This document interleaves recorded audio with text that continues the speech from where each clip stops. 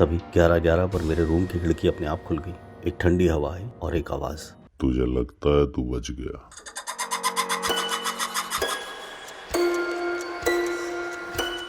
अगली सुबह मैं स्कूल जाने के लिए निकला तो सामने बिट्टू खड़ा था, साफ सुथरा, बस्ता पीठ पर, मुस्कुराता हुआ। उससे बोला, चलना स्कूल साथ चलते हैं, आज मैथ्स का टेस्ट भी है भाई। मैं धीरे से सर हिलाया, मगर जैसे ही वो मुड़ा मैंने उसकी गर्दन पर देखा वही काली उंगली के निशान जो मैंने उस रात देखे थे। उसकी आंखें फिर पलट गई, मगर सिर्फ एक पल के लिए। उसने पीछे मुड़कर भारी आवाज में कहा, 11:11 को मिलते हैं दोस्त। गुमनाम है कोई परछाई चलती है सांसों के पीछे, सरगोशी पलती है कदमों की धुन में, कोई नहीं पर है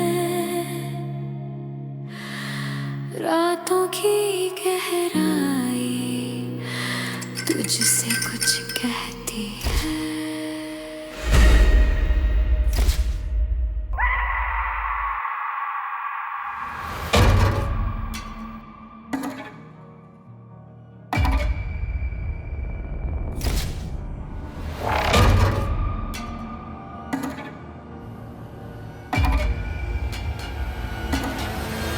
कुछ दिनों तक सब कुछ नॉर्मल चलता रहा, जैसे कुछ हुआ ही ना हो। एक दिन बिट्टू स्कूल नहीं आया। मैं थोड़ा परेशान था, सोचा घर जाकर चेक करूंगा। मैं जैसे ही घर पहुंचा तो पूरा एरिया पुलिस से घिरा हुआ था। एक पड़ोस के अंकल ने बताया, बेटा बिट्टू ने अपने कमरे में कल रात सुसाइड कर लिया। मेरे पैरों के नीचे से ज़मीन खिसक गई। मैं उस फ्लैट के सामने खड़ा था। पुलिस टेप लगा रही थी। उसके मम्मी पापा बस चुप थे। माँ तो एक कोने में बस देख रही थी, आंखों में आंसू। उसके पापा ने धीरे से कहा, अब इस शहर में रहना मुमकिन नहीं है, हम परमानेंट गांव जा रहे हैं। मैं कुछ बोल नहीं सका। उनके जाने के बाद वो घर फिर खाली हो गया। मकान नंबर 666 फिर से चुप हो गया। मुझे उसके सुसाइड का वक्त बताया गया, करीब 11:11 पर, वही वक्त जब वो हमेशा आता था। मैंने उस फ्लैट की तरफ देखा। खिड़की बंद थी, लेकिन ऐसा लग रहा था जैसे कोई अब भी अंदर हो। मुझे रात भर नींद नहीं आई। मैं टीवी पर चैनल बदल बदल कर देख रहा था। तभी अचानक टीवी पर एक आवाज़ आई, मैं चला गया हूँ, लेकिन पूरी तरीके से नहीं।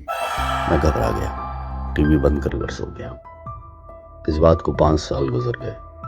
बिट्टू की कमी मुझे आज भी महसूस होती है। मैं 20 साल का हो चुका था, नई जिंदगी शुरू कर चुका था, या शायद कोशिश कर रहा था। मगर जब भी मैं उस कॉलोनी के पास से गुजरता, एक अजीब सा खिंचाव होता। फ्लैट नंबर 666 अब तक खाली था। लोग कहते थे उस घर में कुछ था जो वापस नहीं गया।